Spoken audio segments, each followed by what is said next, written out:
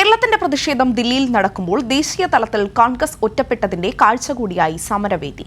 രാജ്യത്തെ വിവിധ പാർട്ടികളുടെ നേതാക്കൾ പരിപാടിക്ക് പിന്തുണ പ്രഖ്യാപിച്ച വേദിയിലെത്തിയപ്പോൾ കോൺഗ്രസ് ദേശീയ നേതാക്കൾക്ക് കേരളത്തിലെ കോൺഗ്രസ് നേതാക്കളുടെ നിലപാട് കാരണം വിട്ടുനിൽക്കേണ്ടി വന്നു.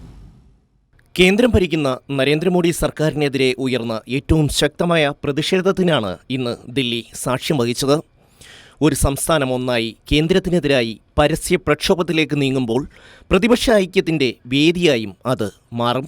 കേരളത്തിൻ്റെ പ്രതിഷേധം ദേശീയ മാധ്യമങ്ങളിൽ പോലും വലിയ വാർത്തയായി. നിരവധി പാർട്ടി നേതാക്കൾ പിന്തുണ പ്രഖ്യാപിക്കാൻ ജന്തർ മന്ദറിലെത്തി.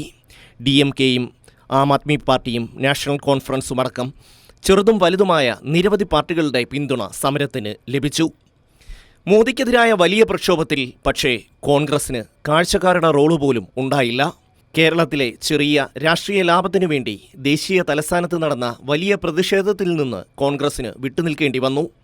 കേരള നേതാക്കളുടെ സമ്മർദ്ദം കാരണമാണ് ദേശീയ നേതൃത്വത്തിന് പരിപാടിയിൽ നിന്ന് വിട്ടുനിൽക്കേണ്ടി വന്നത്.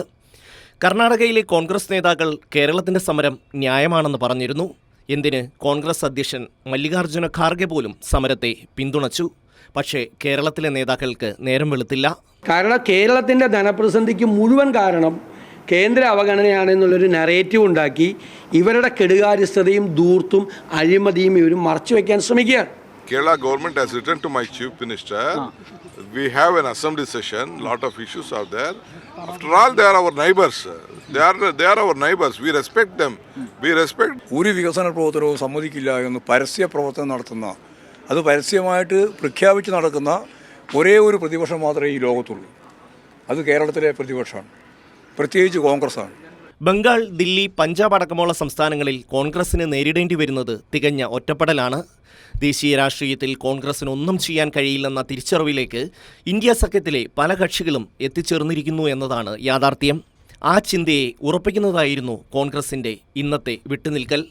അതിന് കാരണമായത് കേരളത്തിലെ കോൺഗ്രസിൻ്റെ നിലപാടും.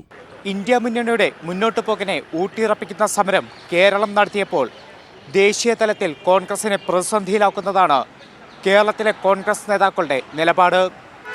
മല്ലികാർജ്ജുൻ ഖാർഗെയ്ക്കും രാഹുൽ ഗാന്ധിക്കും ഇറങ്ങാൻ കഴിയുന്ന വേദിയായിരുന്നിട്ട് പോലും കേരളത്തിലെ കോൺഗ്രസ് നേതാക്കളുടെ നിലപാടാണ് പ്രതിസന്ധിയാകുന്നത്. ദില്ലിയിൽ നിന്നും ക്യാമറാമാൻ ശൈലേഷ് കല്ലായ്ക്കൊപ്പം വിഷ്ണു തലവൂർ.